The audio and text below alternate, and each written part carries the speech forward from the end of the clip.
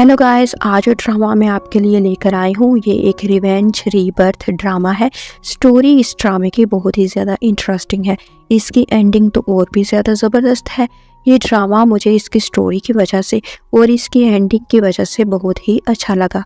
जो लड़कियाँ अपने आप को वैल्यू नहीं देती हैं, इनको लगता है कि शायद जिस तरह से दुनिया इनको ट्रीट करती है ये वही डिज़र्व करती हैं, तो ये ड्रामा उन लड़कियों के लिए है।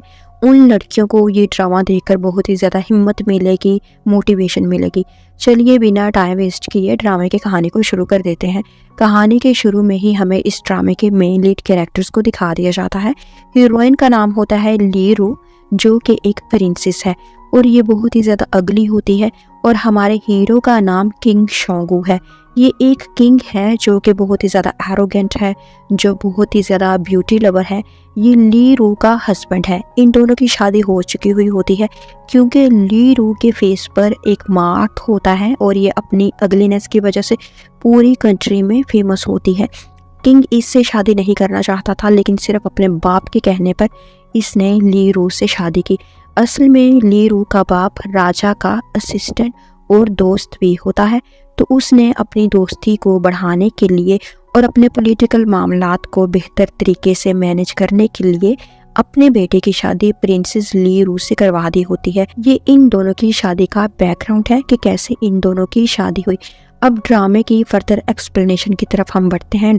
ड्रामे के शुरू में हम किंग शांगो को देखते हैं, जो ली रू से कह रहा होता है कि तुमने मुझसे ज़बरदस्ती शादी क्यों की, मैं तो तुम्हें बिल्कुल भी पसंद नहीं करता था, लाइक नहीं करता था, और कल मेरी रॉजर से शादी है जिससे मैं बचपन से प्यार करता हूँ, तो इसलिए तुमने आज मुझे खाने में नशा मिलाकर खिला दिया ताकि मैं तुमसे इंटीमेट हो जाऊँ। तो ठीक है, अब मैं तुम्हें इसी तरह से तंग करूंगा जिस तरह से तुमने मुझे तंग किया है, और तुम्हें पता चल जाएगा कि किसी के दिल के साथ खेलने का नतीजा क्या होता है। और खबरदार, कल तुमने मेरी रोजर के साथ शादी में किसी भी तरह की मुश्किल को खड़ा किया या ऑब्स्टिकल को खड़ा किया। ली रू से कहती है कि क्या तुम मुझसे इतनी नफरत करते हो कि अगर मैं तुम्हारे साथ रात बिताने के लिए खाने में कुछ ना मिलाती तो तुम मेरे साथ इंटीमेट भी ना होते। ये कहकर वो रोने लगती है और शोंग यू इसके साथ बहुत ही रूडली इंटीमेट होता है। असल में जब से इनकी शादी हुई होती है तो इसकी बदसूरती की वजह से शोंग यू इसके करीब नहीं आया होता, उसने इसको टच नहीं किया होता, और कल तो ये रोजर से शादी भी कर रहा है। तो जब ली रू को इसकी रोजर के साथ शादी के बारे में पता चलता है कि ये इससे कल शादी कर रहा है, तो वो सोचती है कि अगर मैं इसे किसी तरह से अपने करीब कर लूंगी तो शायद फिजिकल रिलेशनशिप डेवलप हो जाने के बाद वो रोजर से शादी ना करे। इसीलिए ये रॉन्ग तरीका वो इस्तेमाल करती है, यानी कि इसके खाने में नशा मिला देती है। इंटीमेट होने के बाद मिस्टर रोजर उठता है और इसकी एक दफ़ा फिर से इंसल्ट करना शुरू कर देता है कि मैंने सिर्फ नशे की वजह से आउट ऑफ कंट्रोल होकर तुम जैसी गंदी चीज़ को हाथ लगाया। ली रू को इसके बातों से बहुत ही ज़्यादा हर्ट होता है, बहुत ही ज़्यादा दुख हो रहा होता है। वो इससे पूछती है कि क्या तुम्हें मेरे साथ बेड शेयर करते हुए भी सुकून नहीं मिला, खुशी नहीं मिली? वो कहता है बिल्कुल भी नहीं, बल्कि मुझे तो खुद से नफरत हो रही है कि मैंने तुम्हें टच किया। फिर वो अपनी मेट से कहता है कि मेरे लिए गर्म पानी का इंतज़ाम करो, मैं नहाना चाहता हूँ, मैं अपने जिस्म से इस गंदी बदसूरत औरत के जम्स को उतारना चाहता हूँ, वॉश ऑफ करना चाहता हूँ। शेंग यून रूम से चला जाता है और ली रू सोचती है कि मैं इस लाइफ का क्या करूँगी जिसमें मेरे लिए सिर्फ दुख ही दुख है, ह्यूमिलेशन ही ह्यूमिलेशन है। मेरा तो हस्बैंड भी मेरे पास आना गवारा नहीं करता। और वो नदी में कूद पड़ती है और इस नदी में कूदता हुआ इसकी मेड देख लेती है, जो किंग के लिए नहाने का पानी का इंतज़ाम कर रही होती है।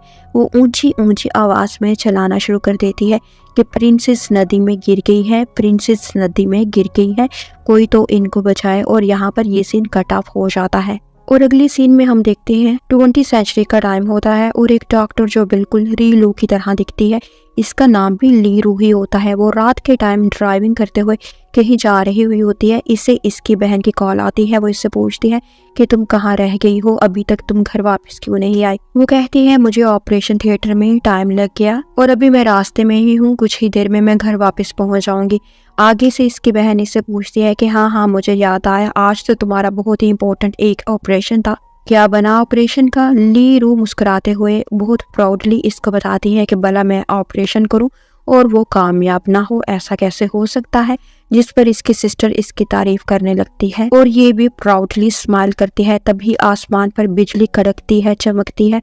बारिश तो पहले से ही हो रही थी, बिजली शायद कहीं पर गिरती है जिसकी वजह से इससे गाड़ी आउट ऑफ कंट्रोल हो जाती है और इसकी गाड़ी का एक्सीडेंट हो जाता है और ये वहीं पर मर जाती है। और यहाँ पर सीन फिर से एंशंट टाइम में वापस आ जाता है, जहाँ पर हम देखते हैं ली रू मर चुकी हुई होती है। इसे नदी से निकाल तो लिया जाता है, लेकिन इससे पहले ही ये मर जाती है और इसकी मेड इसके पास बैठी हुई रो रही होती है। सामने एक औरत प्रिंसेस की डेड बॉडी को देखकर बड़ी अजीबोगरीब सी बुरी बुरी बातें कर रही हुई होती है कि अच्छा हुआ ये मर गई, ये कितने ज़्यादा अगली थी, इसकी बदसूरती की वजह से हम सब लोग कितने ज़्यादा डिस्टर्ब रहते थे, इसको देख लेने के बाद हम तो खाना भी नहीं खा सकते थे। और इस तरह की बड़ी बुरी बातें इसके बारे में कर रही होती है। प्रिंसेस की मेड इसको कहती है कि ये तुम क्या बकवास कर रही हो, क्या तुम्हें ज़रा भी अफसोस नहीं है प्रिंसेस की मौत पर।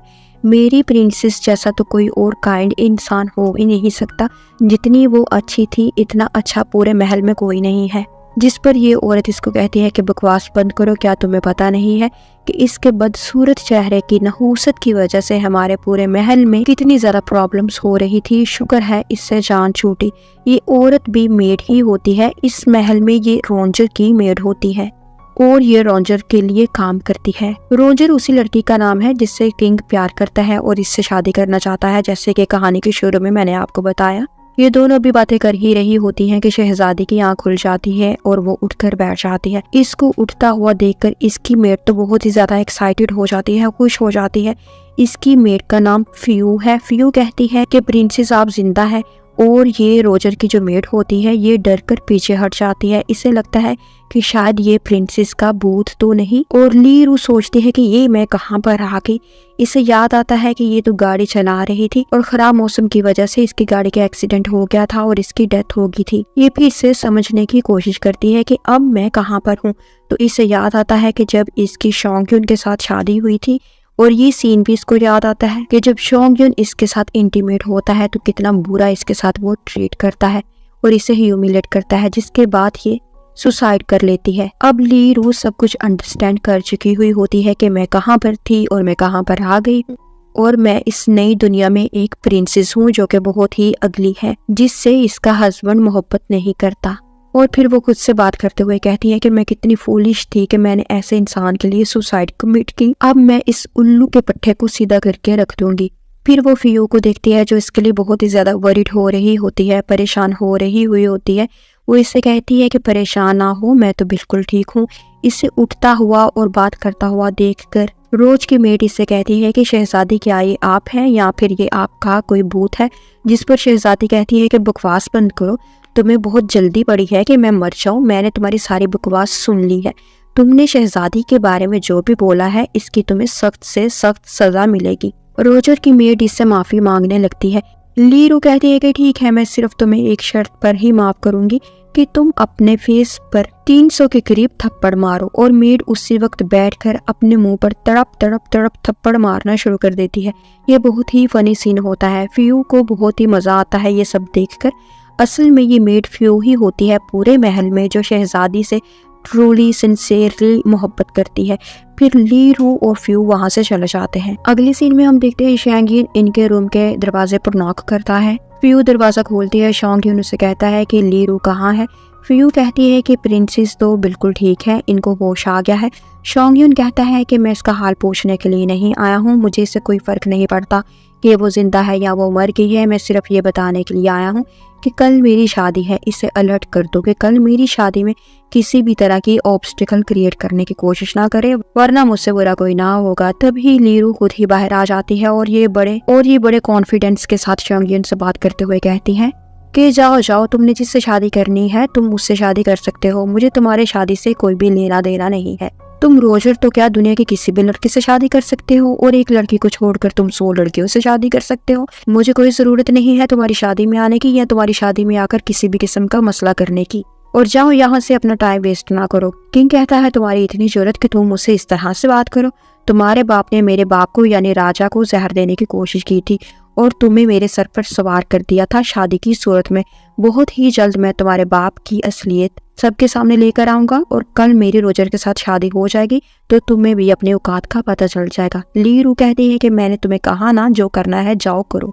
अब मैं पहले वाली रोजर नहीं हूँ जो तुमसे प्यार करती थी और तुमसे मोहब्बत की भीख मांगा करती थी। मैं तब बेवकूफ थी, लेकिन अब मुझे समझ आ चुकी है मैं किसी ऐसे इंसान से भला कैसे मोहब्बत कर सकती हूँ जो मुझसे इतनी नफरत करता है। शॉन्ग यून नोट करता है कि ये तो एकदम से कॉन्फिडेंट हो गई है और कैसे मेरे आगे जुबान चला रही है। पहले तो ये बड़ी कावड़ थी, डरी सहमी सी रहती थी। वो इससे अच्छी खासी अपनी बेइज्जती करवा कर वहां से चला जाता है। फिर इसकी मेट इससे पूछती है कि ये आप प्रिंस से क्या कह रही थी? अब वाकई में आप प्रिंस से मोहब्बत नहीं करती हैं क्या? जिस पर ली रू कहती है कि हाँ, अब मैं इससे बिल्कुल भी मोहब्बत नहीं करती, क्योंकि ये जो मुझसे नफरत करता है तो मैं भला इससे मोहब्बत कैसे कर सकती हूँ? क्या मैं पागल हूँ? और अगले सीन में हम देखते हैं ली रू अपने फेस को देखती है मिरर में। इसके माइंड में कुछ आइडिया सा आता है। वो फ्यू के कान में कुछ कहती है। फ्यू जल्दी से जाती है और कुछ हर्ब्स लेकर आती है जिनको ली रू अपने फेस पर अप्लाई करती है। और जब सुबह वो सोकर उठती है, इसकी मेड एक्चुअली आकर इसको देखती है तो हैरान रह जाती है। इसके फेस से तो वो मार्क बिल्कुल ख़त्म हो चुका हुआ होता है। इसकी मेड तो खुशी से पागल ही हो जाती है। वो कहती है, शहजादी ये कैसे हो गया? आप तो बिल्कुल ठीक हो गई हैं। ली रू कहती है कि अब आगे आगे कमाल देखती जाओ और क्या क्या होता है। और फिर ये दोनों नेक्स्ट डे प्रिंस और रॉजर की शादी में पहुंच जाती हैं। ली रू फियो से कहती है कि तुम देखो आज मैं इस रॉजर की बच्ची को कैसा मजा चखाती हूँ और इस प्रिंस को भी इसकी औकात कैसे मैं याद दिलाती हूँ। ये बेवफा इंसान इस काबिल ही नहीं था कि मैं चूहे के बच्चे से इतना प्यार करती। इसने अपने फेस को कवर किया होता है और अभी तक सिर्फ फ्यू के अलावा किसी को पता नहीं होता कि प्रिंसेस का चेहरा ठीक हो चुका हुआ होता है। ये दोनों जैसे ही मेन वेन्यू में पहुंचती है, प्रिंसेस से देखकर कहता है कि तुम यहाँ पर क्यों आई हो?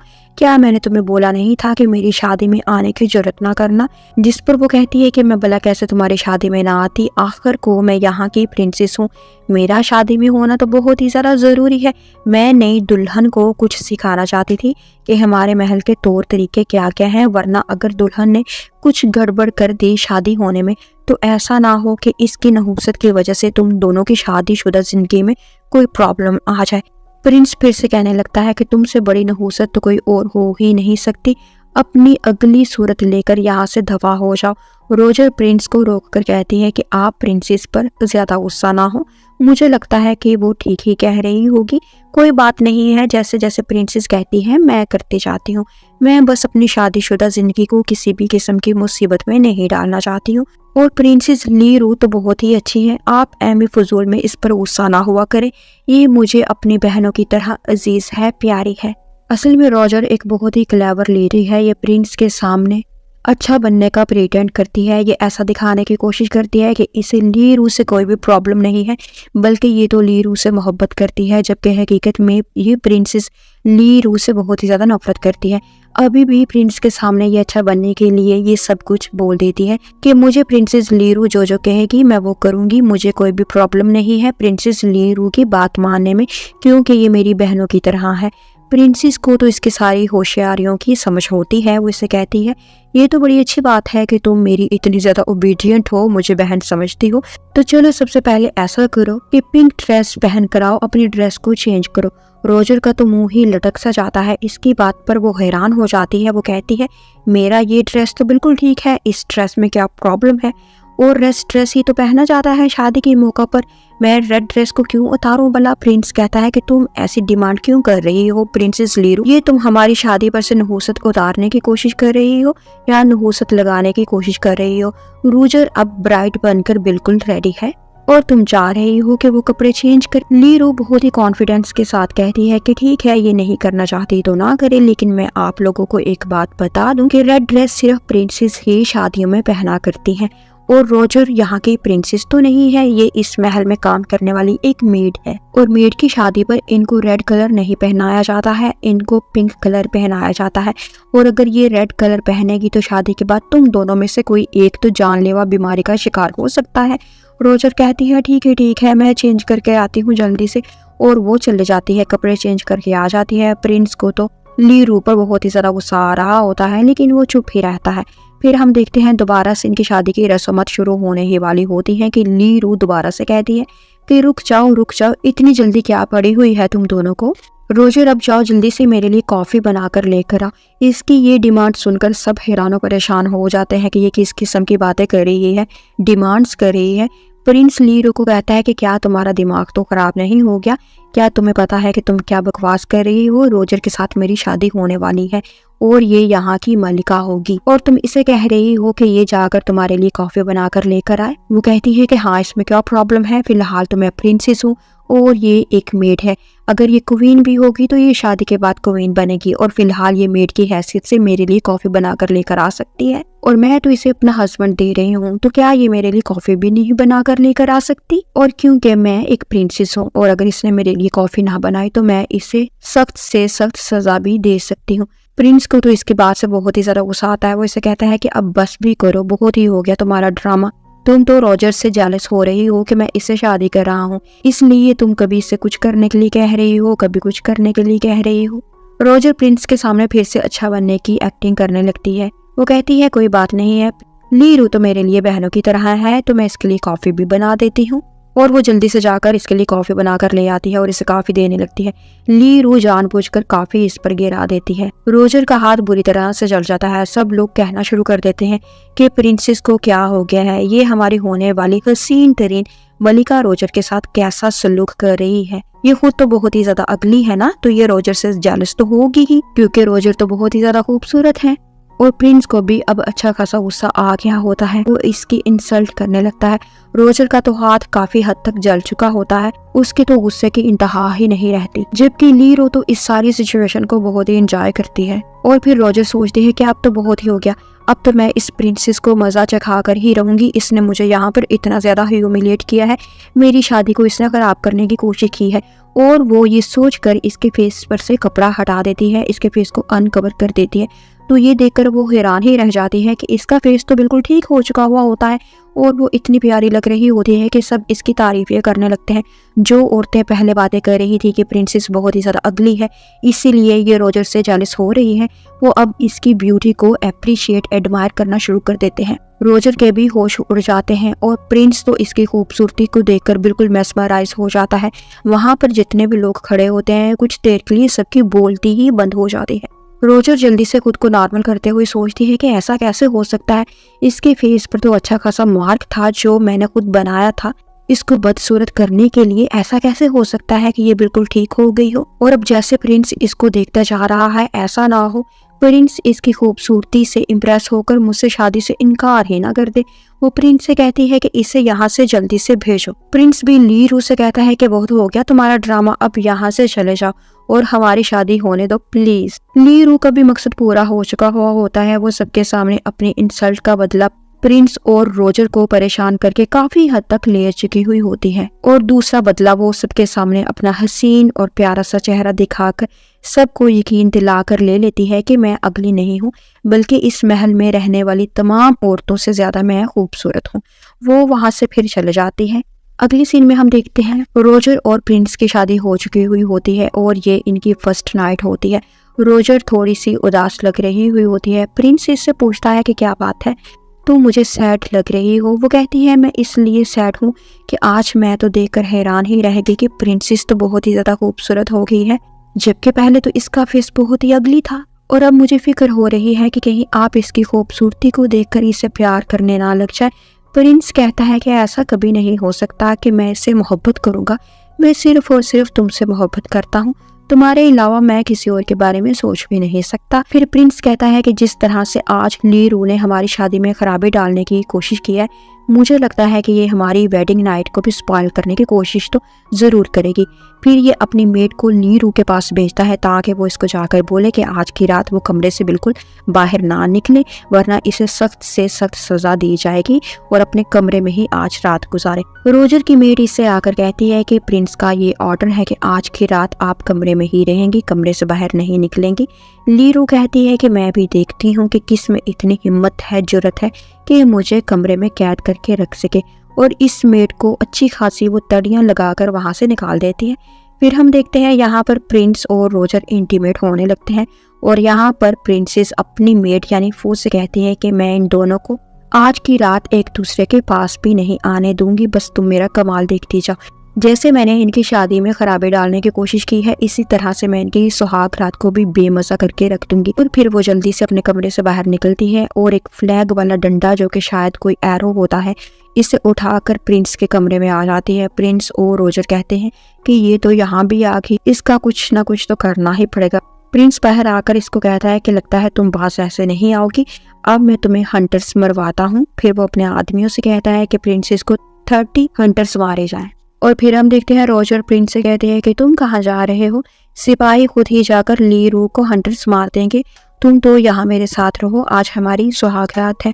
वो कहता है नहीं, अब मेरा मूड नहीं है, ली रू ने मेरा मूड खराब कर दिया है। और इस तरह से ली रू तो अपने मकसद में कामयाब भी हो जाती है। ली रू को बांधा जाता है, प्रिंस इसके सामने आकर खड़ा हो जाता है। ये प्रिंस से कहती है कि तुम इससे ज्यादा मुझे क्या सजा दे सकते हो, जितने हंटर्स तुम मुझे मारना चाहते हो मार लो। मैं भी तुम्हें एक बात आज सच सच साफ साफ बता देती हूँ कि मैं तुमसे अब बहुत ही ज्यादा नफरत करती हूँ और जितनी जल्दी होगा मैं यहाँ से भागने में निकलने में कामयाब हो जाऊंगी। प्रिंस कहता है कि अब मैं भी देखता हूँ कि तुम कैसे अपनी मनमानी करती हो और कैसे यहाँ से भागती हो। और अपने मुलाजमों से कहता है कि हंटर्स मारना शुरू कर दिए जाए। वो इसे हिट करने लगते हैं। ली रू बेचारी तो 2-3 हंटर्स पड़ने पर ही गिर जाती है और बेहोश हो जाती है। एक सिपाही कहता है कि प्रिंस अब ली रू का क्या करना है, ये तो बेहोश हो गई है कि प्रिंस अब ली रू का क्या करना है, ये तो बेहोश हो गई है। प्रिंस कहता है कि आई बड़ी मुझसे मुकाबला करने वाली 2-3 हंटर्स पर ही बेहोश हो गई है और अपने सिपाही को पॉइजन देकर कहता है कि ये इसे दे देना और इसे ये कहना कि ये तो मेडिसिन है और जैसे ही ये मेडिसिन के तौर पर इसको यूज करेगी तो ये खुद ही मर जाएगी और मेरा रास्ता साफ हो जाएगा और राजा का शक भी मुझ पर ना जाएगा कि इसकी मौत के पीछे मैं हूँ। और ये कहकर वो वहां से चला जाता है। अगले सीन में हम देखते हैं सिपाही इसे उठाकर कमरे में लेकर आता है। फ्यू तो शहजादी की हालत देखकर रोने लगती है। इसका बहुत ही ज्यादा खून ब्लड निकल रहा होता है। वो जल्दी से दवाई लेने के लिए भागती है। सिपाही इसे रोककर कहता है कि तुम्हें मेडिसिन लाने की ज़रूरत नहीं है, तुम इस मेडिसिन को प्रिंसेस को दे सकती हो, इस मेडिसिन से ये ठीक हो जाएगी। फियो वो मेडिसिन लेकर प्रिंसेस को दे देती है। प्रिंसेस मेडिसिन को स्मेल करती है और कहती है कि ये किस किस्म की मेडिसिन है, ये तो खुद भी डॉक्टर होती है, इससे पता चल ही जाता है कि ये मेडिसिन नहीं है। वो फियो से कहती है कि देखो तुम ऐसा करो, बाहर जाओ और वहाँ से कुछ हर्ब्स लाकर मुझे दो, मैं अपना इलाज खुद ही कर लूंगी। फिर हम देखते हैं नेक्स्ट डे वो काफ़ी ठीक हो चुकी हुई होती है। वो फियो से कह रही होती है कि ये महल रहने की बिल्कुल भी जगह नहीं है, यहाँ पर इंसान नहीं रह सकते हैं क्योंकि यहाँ पर इंसानों के साथ जानवरों जैसा सलूक किया जाता है। ये अभी बातें कर ही रही होती हैं कि रोजर की मेड वहाँ पर आ जाती है और वो आते साथ ही कहना शुरू कर देते हैं कि तुम सब यहाँ पर बैठी प्रिंसेस के साथ बातें कर रही हो, अपना टाइम वेस्ट कर रही हो। वहाँ पर प्रिंस का भाई जिंदगी और मौत के मुंह में है, इसे तीर लगा हुआ है, एरो लगा हुआ है और इसकी हालत खतरे में है। जल्दी जल्दी चलो। ली रू फियो से पूछते हैं कि प्रिंस के भाई को तीर कैसे लगा। फियो बताती है कि जंग में इसे तीर लगा है और आप भी मेरे साथ ही चलें क्योंकि आप मेडिसिन का इल्म जानती हैं, यानी आप मेडिकेशन जानती हैं। और यहाँ पर ये सीन कट हो जाता है। अगले सीन में हम देखते हैं प्रिंस का भाई जिसका नाम मोजू है वो बिस्तर पर पड़ा हुआ होता है। इसकी हालत बहुत ही ज़्यादा क्रिटिकल होती है। प्रिंस का सिपाही इसके साथ ही बैठा हुआ होता है। ये बहुत ही ज़्यादा सैड होता है। ये सिपाही प्रिंस का सिपाही होने के साथ साथ इनका फैमिली मेम्बर भी होता है, यानी इनका कज़न है, इसलिए ब्लड रिलेशन होने की वजह से इससे मोजो की बहुत ही ज़्यादा फिक्र भी हो रही होती है। डॉक्टर ने डिक्लेयर कर दिया होता है कि मोजो अब नहीं बचेगा क्योंकि जो एरो इसको लगा हुआ होता है वो अभी तक इसकी बॉडी में ही होता है और अगर इस एरो को निकाला जाएगा तो हो सकता है कि ये फौरन ही मर जाए। इसलिए ना तो वो तीर को निकाल सकता है और ना ही वो मोजो को बचाने की कोशिश कर सकता है। तभी वहाँ पर ली रू आ जाते हैं और मोजो की हालत देखकर इससे भी बहुत ही ज़्यादा दुख होता है, लेकिन ये अंडरस्टैंड कर लेती है कि इसका इलाज करके वो इसको बचा सकती है। वो इनसे कहती है कि आप लोग पीछे हटें और मुझे इसको ट्रीटमेंट देने दे। ये चिट्टा चूहा टाइप डॉक्टर कहता है कि नहीं, तुम तो पीछे ही हटो, तुम क्या करोगी, तुम एक औरत हो और औरत होकर तुम एक प्रिंस का इलाज कैसे कर सकती हो, यानी कि तुम मुझसे बेहतरीन डॉक्टर हो। और वो इसका मजाक उड़ाने लगता है। ली रू इसे कहती है कि हाँ मैं इलाज कर सकती हूँ और मेरा इलाज करने से ये बिल्कुल ठीक भी हो जाएगा। सिपाही जिसका नाम गोरियोन है वो उसको कहता है कि ये तुम क्या कह रही हो, क्या तुम्हें पता नहीं है कि प्रिंस तो पहले ही मौका ढूंढता रहता है कि वो तुम्हें हर्ट करे। और अब अगर तुम मोज़ो का इलाज करोगी और वो ना बच सका तो सारा इल्ज़ाम तुम पर ही आएगा और इस चीज़ की वजह से फिर से तुम्हें सज़ा मिलेगी और कोई बचाने वाला भी आपको नहीं होगा। प्रिंसेस कहती है कि मुझे कोई परवाह नहीं है किसी भी बात की, तुम लोग पीछे हटो, मुझे इसका इलाज करने दो, मैं जानती हूँ ना कि मैं इसको ठीक कर सकती हूँ, तो प्लीज़ तुम लोग पीछे हटो, टाइम वेस्ट ना करो। इतने में वहाँ पर प्रिंस शेंगयून भी आ जाता है और इसे कहता है कि लगता है तुम में अभी भी बहुत ही हिम्मत है और जब तक तुम मरोगी नहीं मेरी जान तुमसे नहीं छूटेगी और खबरदार तुम मेरे भाई के करीब भी गई, तुम जाहिल गुबार औरत हो, तुम क्या जानो कि किसी का इलाज कैसे किया जाता है, और जाओ यहाँ से। वो कहते हैं कि मुझे तुमसे ऐसी ही उम्मीद थी कि तुम ऐसा ही बोलोगे, तुम्हारे ये अल्फाज मेरे लिए नए नहीं है, मैं इन सब की यूज टू हो चुकी हूँ, इसलिए मुझे अब इन बातों से कोई फ़र्क भी नहीं पड़ता, लेकिन मैं इतना जानती हूँ कि मैं इसका इलाज करूँगी तो ये बच जाएगा वरना तो ये मर ही जाएगा। और हाँ, एक शर्त लगा लो, अगर मैंने तुम्हारे भाई को ठीक कर दिया तो तुम सब मर्द मेरे सामने घुटनों के बल झुकोगे, और अगर मैंने तुम्हारे भाई को ठीक ना किया तो तुम मुझे मौत की सज़ा सुना देना। शेंगयून कहता है कि ठीक है, लेकिन इस चिट्टे चूहे के लट करने पर फिर से इसको रोकने लगता है। चिट्टा चूहा कहता है कि प्रिंस अपने भाई को इसके सुपुर्द ना करे, मैं इस कंट्री का सबसे बड़ा डॉक्टर हूँ, जिस बंदे का इलाज मैं नहीं कर सकता उसका इलाज भला ये अनाड़ी लड़की कैसे करेगी, ये सिर्फ और सिर्फ प्रिंस मोज़ो की तकलीफ को बढ़ाएगी और कुछ भी नहीं। वो जबरदस्ती मोज़ो का इलाज करने लगती है। सबसे पहले हिम्मत और कोशिश करके वो इसका एरो तीर निकाल लेती है। जैसे ही ये तीर निकालती है मोज़ो की सांस चलना बंद हो जाती है। चिट्टा चूहा तो खुशी हो जाता है कि चलो शुक्र है प्रिंस मोज़ो ठीक नहीं हुआ, वरना मेरी डॉक्टरी का तो जनाजा ही निकल जाता। प्रिंस शेंगयून तो लीरू को गले से पकड़ लेता है और वो इससे जान से मारने लगता है। वो कहता है कि तुम्हें कहा था ना कि मेरे भाई से दूर रहो, तुम इलाज करना नहीं जानती हो, लेकिन तुम बाज नहीं आई और तुमने मेरे भाई को मार डाला है। व्यू प्रिंस के पाँव को हाथ लगाना शुरू कर देती है, कहती है प्लीज प्रिंसेस को छोड़ दे, मेरी प्रिंसेस ऐसी बिल्कुल भी नहीं है, ये किसी का मर्डर नहीं कर सकती, ये तो बस प्रिंस मोज़ो की हेल्प करना चाहती थी, ये किसी को मारने का सोच भी नहीं सकती है। प्रिंस इसको भी दूर फेंक देता है और प्रिंसेस को भी धक्का देता है और इधर गोरियो भी रो रहा होता है कि प्रिंस मोज़ो नहीं रहा। प्रिंसेस गोरियो को कहती है कि पीछे हटो, मैं सब जानती हूँ कि क्या करना है, मैं इसे ठीक कर लूंगी। इस दफा गोरियो को प्रिंसेस पर बहुत ही ज्यादा गुस्सा आता है। वो इसे कहता है कि अब तो तुम जान छोड़ दो इस प्रिंस बेचारे की, ये तो मर चुका है, तुम्हारा यही तो मिशन था कि तुम प्रिंस मोज़ो को मारकर उससे सारी ह्यूमिलेशन का बदला लो जो तुम्हें प्रिंस शेंगयून से मिलती है। लेकिन तुम इतना तो सोच लेती कि प्रिंस मोज़ो ने तुम्हारा क्या बिगाड़ा था, तुम्हारा जो भी बिगाड़ा था वो तो प्रिंस शेंगयून ने बिगाड़ा था, वो तुम्हें ह्यूमिलेट किया करता था, प्रिंस मोज़ो नहीं किया करता था। प्रिंसेस इसे बाजू से पकड़कर पीछे हटाती है, कहती है तुम इतने देवदास ना बनो, मुझे इलाज करने दो, और वो प्रिंस मोज़ो की चेस्ट को प्रेस करना शुरू कर देती है, दबाना शुरू कर देती है और वो बार बार कॉन्टिन्यूसली ऐसा करती है, लेकिन वो फिर भी मूव नहीं करता। फिर वो एक नीडल लेकर इसके सर में घुसाती है, लेकिन फिर भी इसकी बॉडी में कोई भी मूवमेंट नहीं होती। अब तो प्रिंसेस भी हार मान जाती है और वो अपना सर पकड़कर परेशान होकर बैठ जाती है। तभी एकदम से प्रिंस मोज़ो के जिस्म में हरकत पैदा होती है, इसे होश आ जाता है, सब लोग होश हो जाते हैं। चिट्टा चूहा देखता ही रह जाता है कि ये क्या हो गया, मैंने क्या सोचा था और क्या हो गया, और अब यहाँ से चुपके से चले जाना ही बेहतर होगा, मैं तो अपनी डॉक्टरी के बड़े बड़े दावे कर रहा था। और वो जैसे ही वहाँ से जाने लगता है प्रिंसेस इसे कहती है कि तुम कहाँ भाग रहे हो, पहले इधर आओ, तुम जो कह रहे थे कि मैं एक औरत हूँ और मैं एक डॉक्टर नहीं हो सकती हूँ, लेकिन देख लो मैंने एक मरते हुए इंसान को मौत के मुंह से निकाल कर वापिस दुनिया में लेकर आई हूँ, चलो अब शाबाश, शर्त के मुताबिक मेरे सामने घुटने टेको। चिट्टा चूहा जल्दी से नीचे बैठ जाता है, झुक जाता है, और इधर से गोयोन भी झुक जाता है और कहता है कि प्रिंसेस मैं मान गया हूँ आपकी काबिलियत को, आप वाकई में एक कैपेबल लेडी डॉक्टर हैं। और फिर वो कहती है कि अब प्रिंस शेंगयून की बारी है कि मेरे सामने घुटने टेक दे। प्रिंस शेंगयून इसको कहता है कि अपनी लिमिट्स में रहो, तुम्हारी जरूरत कैसे हुई कि तुम एक प्रिंस से ऐसी डिमांड करो। वो इससे कहती है कि अगर झुकना नहीं था तो पहले तुमने वादा क्यों किया था। प्रिंस बेचारा तो फंस ही जाता है, इससे पहले कि ये मजबूर होकर घुटने टेक देता इसका बीमार भाई एक चाल चलता है और वो अपने हाथ के इशारे से गोयोन को कुछ समझाता है और खुद दोबारा से बीमार होने का नाटक करने लगता है। असल में प्रिंस मोज़ो भी चाहता था कि मेरा भाई किसी के सामने ना झुके, इसके बीमार होने के नाटक पर गो यून कहता है कि प्रिंस मोजो कह रहा है कि वो प्रिंसेस से अपना इलाज नहीं करवाना चाहता है क्योंकि प्रिंसेस अच्छी डॉक्टर नहीं है, और फिर से चिट्टे चोहे को ही इसका इलाज करने का कहता है। प्रिंस शोग्योन भी अपनी भाई की चाल को समझ आता है और अपने मुलाजमों से कहता है कि शहजादी को लेकर जाकर कैद कर दिया जाए क्योंकि इसने मेरे भाई को मारने की कोशिश की है। शहजादी तो कहती रह जाती है कि ये तुम सब की चाल है, तुम लोगों ने देखा नहीं है कि मैं तो उसको मौत के मुंह से बचा कर लेकर आई हूँ, मैं इसको मारने की कोशिश कैसे कर सकती हूँ।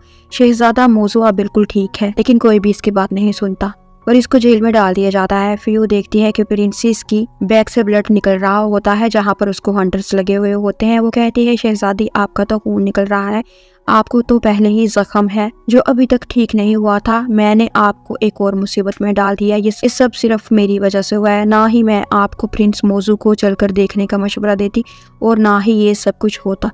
फिर वो भागती हुई सेल के पास आकर चिल्लाती है कि कोई तो प्रिंसेस की हेल्प कर दे, इसकी तबीयत ठीक नहीं है, इसका खून निकल रहा है, लेकिन कोई भी इनकी हेल्प करने के लिए नहीं आता। शहजादी इसे रोता हुआ देखकर कहती है कि तुम जानती हो कि अगर इस दुनिया में मेरा कोई है तो वो सिर्फ और सिर्फ तुम ही हो, और अगर तुम ना होती तो पता नहीं मैं कितनी तन्हाई का शिकार हो जाती। मैं तुमसे अपने दिल की हर बात शेयर कर लेती हूँ और तुम रोती हो तो मुझे ये भी अच्छा नहीं लगता। और फिर वो बेहोश सी होने लगती है कि इतने में रोजर अपनी मेट के साथ वहाँ आ जाती है। रोजर बड़े एटीट्यूड के साथ वहाँ आती है, इसने अपने नोज पर रुमाल रखा हुआ होता है, इसको कैद खाने से स्मेल आ रही होती है। वो ली रू के लिए खाना लेकर आई होती है, लेकिन ये सारा खाना रॉटन होता है। वो असल में ली रू को टीज करने के लिए, इसका मजाक उड़ाने के लिए यहाँ पर आती है। वो शहजादी को कहती है कि ओहो क्या हाल हो गया है तुम्हारा, प्रिंस ने तो तुम्हारा क्या हाल करके रख दिया है। वो इस बात को भी नहीं समझ पाता कि तुम उससे कितना प्यार करती हो, वो बस मेरे ही प्यार में पागल है। अब तुम्हें यहाँ पर भेड़ बकरियों की तरह इसने कैद कर दिया है, यहाँ पर कितनी ज्यादा स्मेल है, गंध है। चलो कोई बात नहीं, तुम्हें फिक्र करने की जरूरत नहीं है, मैं तो हूँ ना, मैं प्रिंस से बात करके तुम्हें यहाँ से रिलीज करवा दूंगी। फिलहाल तुम ये खाना खाओ, मैं स्पेशल तुम्हारे लिए ये खाना बनवा कर लेकर आई हूँ। शहजादी कहती है कि मैं जानती हूँ कि तुम किस नीयत से यहाँ पर आई हो और ये अच्छा बनने का नाटक किसी और के सामने जाकर करो, मैं तुम्हारी असलियत और हकीकत अच्छी तरह से जानती हूँ, और इस खाने को भी उठाओ और यहाँ से निकल जाओ वरना मुझसे बुरा कोई ना होगा। रोजर कहती है कि तुम ये कैसी बातें कर रही हो, मैं तो तुमसे सगी बहनों की तरह प्यार करती हूँ और तुम्हें ये खाना तो खाना ही पड़ेगा क्योंकि मैंने बड़े चाव से तुम्हारे लिए ये खाना बनवाया है। अब प्रिंसेस प्रवोक हो जाती है और वो चावल को पकड़कर रोजर के मुंह में घूंसने लगती है और कहती है कि ये खाना तुमने बनवाया है तो खुद ही खाओ, तुम अपना गला सड़ा खाना खुद ही खाओ या अपनी मीट को खिलाओ। इतने में वहाँ पर प्रिंस भी आ जाता है। वो इसको कहता है कि ये तुम क्या कर रही हो, तुम हद से ज्यादा जुर्रत दिखा रही हो, तुम्हें मेरा भी डर नहीं रहा। रोजर तो खुशी हो जाती है दिल ही दिल में कि प्रिंस ने आकर देख लिया कि प्रिंसेस कैसे मेरे साथ बिहेव कर रही थी, अब मुझे प्रिंस के सामने अच्छा बनने का मौका और मिल जाएगा।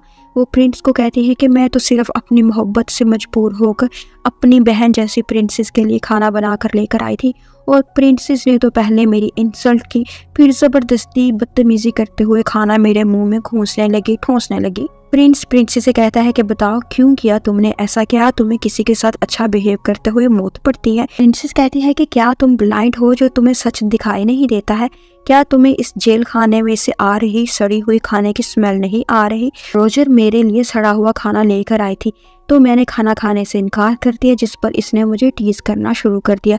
लेकिन ये सब मैं तुम्हें क्यों बता रही हूँ, तुम तो ब्लाइंड हो चुके हो, अंधे हो चुके हो, जो सच नहीं देख पाते हो। रोजर की मेड प्रिंस को कहती है कि प्रिंसेस झूठ बोल रही है, हम तो इनके लिए सिर्फ खाना बना कर लेकर आए थे। मलिका, रोजर ने तो ऐसा कुछ भी नहीं किया।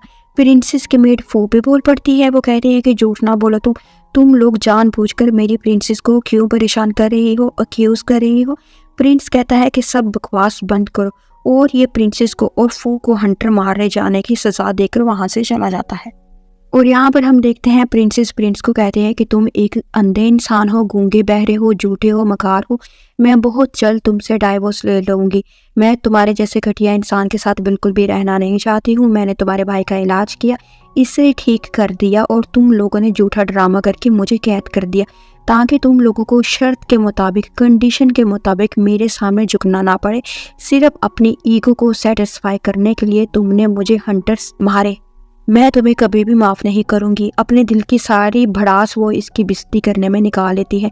प्रिंस भी अपनी अच्छी खासी इंसल्ट करवा कर वहाँ से चला जाता है। वो इसकी बातों से थोड़ा बहुत शर्मिंदा तो हो ही जाता है, लेकिन झूठी मूठी अक्कड़ दिखाना तो इसका बनता ही है। वो रोजर को लेकर वहाँ से जाने लगता है। रोजर पीछे मुड़कर इसे एक विक्ट्री स्माइल देती है और अगली सीन में हम देखते हैं रोजर प्रिंस को हक करके बैठी हुई होती है। वो प्रिंस को कहती है कि आप परेशान ना हो, मैं पूरी कोशिश करूंगी कि प्रिंसेस के दिल में मेरे लिए जो नफरत है वो खत्म हो जाए और वो भी मुझसे ऐसी ही मोहब्बत करने लगे जैसे मैं इससे प्यार करती हूँ। प्रिंस इसे कहता है कि हाँ, मैं जानता हूँ मेरी वाइफ मेरी मलिका बहुत ही ज़्यादा काइंड है और मुझे इस बात पर प्राउड भी है। रोजर कहती है कि फिर आज आप रात को मेरे पास ही रुकें और मुझे मौका दें कि मैं आपको प्लीज़ कर सकूं, खुश कर सकूं। प्रिंस कहता है कि ठीक है, जाओ तुम चेंज करके आओ, मैं तुम्हारा इंतज़ार करता हूं। रोजर के जाने के बाद प्रिंस को चावल का एक दाना मिलता है जो रोजर की बॉडी से प्रिंस को लगा होता है। वो इसे स्मेल करता है तो इससे पता चलता है कि ये तो वाकई में स्मेली है। प्रिंस को प्रिंसेस की सारी बातें याद आने लगती हैं जो इसने इसको बोली थी कि तुम तो गूंगे हो, बहरे हो, अंधे हो, जो सच नहीं देख सकते, जो सच नहीं सुन सकते, जो सच को ऑब्जर्व नहीं कर सकते। इसे इस पर शक होने लगता है, यानी कि रोजर पर शक होने लगता है कि कहीं प्रिंसेस ठीक तो नहीं कह रही कि रोजर वाकई में मुझे धोखा दे रही है और ये वाकई में उसके लिए रोटन खाना ही लेकर गई थी और ये सिर्फ मेरे सामने अच्छा बनने का नाटक कर रही है। रोजर सेक्सी सा खुद को ड्रेसअप करके आ रही होती है। वो आकर प्रिंस की गोद में बैठ जाती है और इसे सड्यूस करने लगती है। प्रिंस को तो चूंकि इस पर शक हो चुका हुआ होता है, वो कहता है कि पीछे हटो मुझसे, मुझे किसी ज़रूरी काम से जाना है और इसे पीछा करता हुआ वो वहाँ से चला जाता है। रोजर के जज्बात जो इतने हॉट हो रहे होते हैं फिर से ठंडे पड़ जाते हैं। बेचारी वो आग बगोला हो जाती है। ये सोचती है कि जब से शादी हुई है इस प्रिंस ने मुझे टच नहीं किया। अगर किसी को इस बात का पता चल गया कि अभी तक हम दोनों के दरमियान में कोई फिजिकल रिलेशनशिप नहीं बना तो मेरी कितनी बदनामी होगी, लोग मेरे बारे में 100 तरह की बातें करेंगे। और अगले सीन में हम देखते हैं प्रिंस के ऑर्डर के मुताबिक रोज की मेड प्रिंसेस को और इसकी मेड फू को हंटर्स मारने लगती है। इन दोनों के हाथ बंधे हुए होते हैं। फ्यू कहती है कि तुम मुझे मार लो, जितना तुमने हिट करना है तुम मुझे हिट कर सकती हो, लेकिन प्लीज़ प्रिंसेस को ना मारो। और प्रिंसेस को तो पहले ही चोट लगी हुई है, कुछ तो रहम करो। लेकिन रोजर की तो मेड भी बिल्कुल रोजर की तरह ही होती है। वो पानी में हंटर्स भिगो भिगो कर इनको मारना शुरू कर देती है और कहती है कि प्रिंसेस पहले मुझे आप मौका दें कि मैं आपकी खिदमत कर सकूं। और बहुत ही ज्यादा नॉटी और शैतानी सी हंसी हंसती है। प्रिंसेस के मुंह को कपड़ा डालकर बंद किया होता है और ना आई एम श्योर कि प्रिंसेस इसे अच्छी खासी बातें सुना डालती। तभी वहाँ पर प्रिंस आ जाता है और इस बूढ़ी मुलाजिम को कहता है कि तुम जाओ, मैं खुद इसको सजा देना चाहता हूँ। फिर प्रिंस अपने हाथ में एक हंटर को पकड़कर सेल में एंटर होता है और इसके मुंह से कपड़ा निकालता है और कहता है कि अब तुम मुझसे माफ़ी मांगो वरना मैं तुम्हारी खाल उधेड़ कर रख दूंगा। इसकी ये बातें सुनते ही फ्यू प्रिंस के पाँव में गिर जाती है और इसे माफ़ी मांगने लगती है। वो कहती है कि आपने जो भी करना है प्लीज़ मेरे साथ करें, लेकिन प्रिंसेस को कुछ भी ना बोलें। आपको जो भी सज़ा देनी है मुझे दे ले, लेकिन प्रिंसेस को ना मारे, क्योंकि प्रिंसेस का तो कोई कसूर ही नहीं है, सारा कसूर रोजर का है। इवन के प्रिंस को भी पता चल चुका होता है कि प्रिंसेस ठीक कह रही थी, वो सच कह रही थी, वो बेकसूर ही है। इसीलिए तो इसने रोजर को अपनी गोद में से उठाकर बेड पर फेंक दिया था।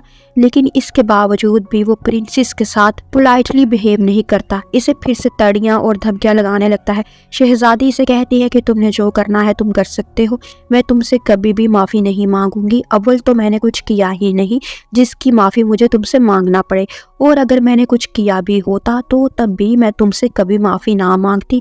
और ये कहकर वो हंसने लगती है। शहजादा इसे कहता है कि क्या तुम मुझ पर हंस रही हो? वो कहती है नहीं, मैं तुम पर भला क्यों हंसूंगी, मैं तो खुद पर हंस रही हूँ कि मैं इतने साल पागल थी जो मैं तुम्हारे जैसे उल्लू के बट्टे से मोहब्बत करती रही। तुम्हारे जैसा जालिम इंसान मैंने कभी जिंदगी में भी नहीं देखा। प्रिंस इसे कहता है कि अगर तुम्हें इतना ही ज्यादा पछतावा हो रहा है मुझसे मोहब्बत करने का तो तुम इस महल को छोड़कर क्यों नहीं चले जाती। वो कहती है कि जाना तो मैं भी चाहती हूँ, लेकिन इससे पहले मैं तुमसे डाइवोर्स लूंगी और फिर ही मैं यहाँ से जाऊंगी। प्रिंस कहता है अच्छा, तो तुम मुझसे तलाक लेकर दूसरे मर्दों को सेड्यूस करना चाहती हो, क्योंकि अब तुम बहुत ही ज्यादा खूबसूरत हो गई हो, प्रीटी हो गई हो, लिया अब तुम दूसरे मर्दों के पास जाना चाहती हो। शहजादी कहती है कि तुम्हें इससे क्या, मैं किसी मर्द के पास जाऊं या ना जाऊं ये मेरी लाइफ है, मैं जो मर्जी करूं। तुम होते कौन हो मुझे इस तरह की बात कहने वाले, तुम मुझे बस डाइवोर्स दे दो।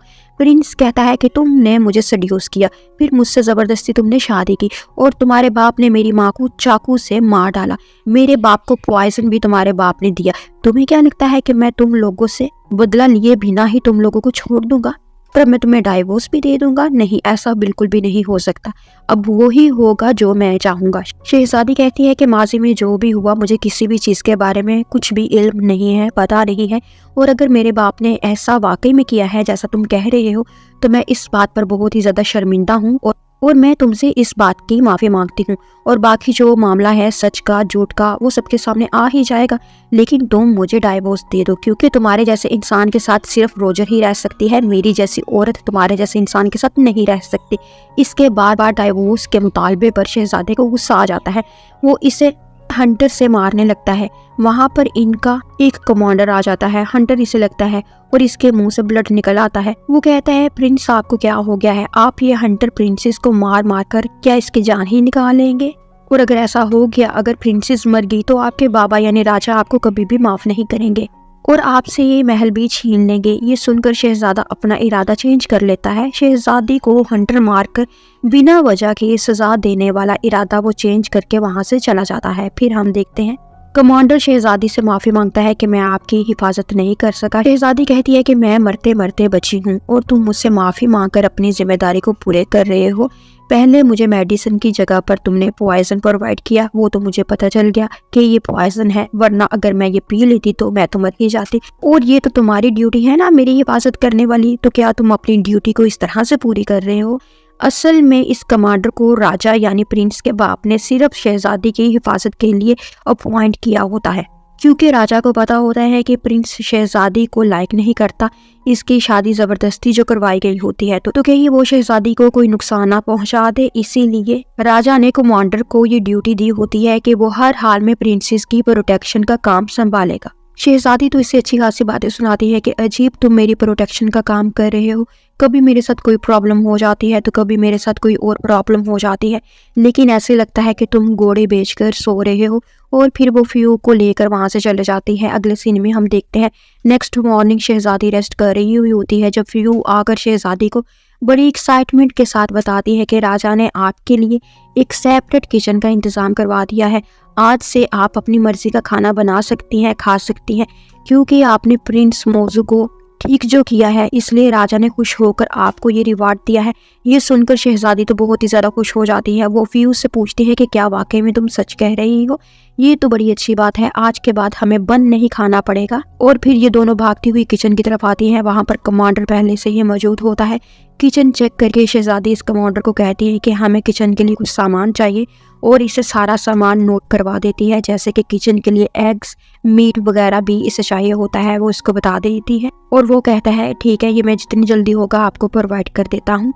फिर वो इससे कहती है कि मुझे बताओ कि प्रिंस मोजू की तबीयत अब कैसी है। वो कहता है कि ये सब सिर्फ और सिर्फ आपकी वजह से पॉसिबल हुआ है कि अब प्रिंस मोजू बिल्कुल ठीक है। शहजादी कहती है ये तो बड़ी अच्छी बात है, बस तुम लोग अब इसकी डाइट का ख्याल रखो और दूध, अंडे और डेयरी प्रोडक्ट देने पर ज्यादा फोकस करो, इससे प्रिंस को जल्दी रिकवरी होगी। कमांडर प्रिंसेस की काइंडनेस और इंटेलिजेंस से बहुत ही ज्यादा इम्प्रेस होता है।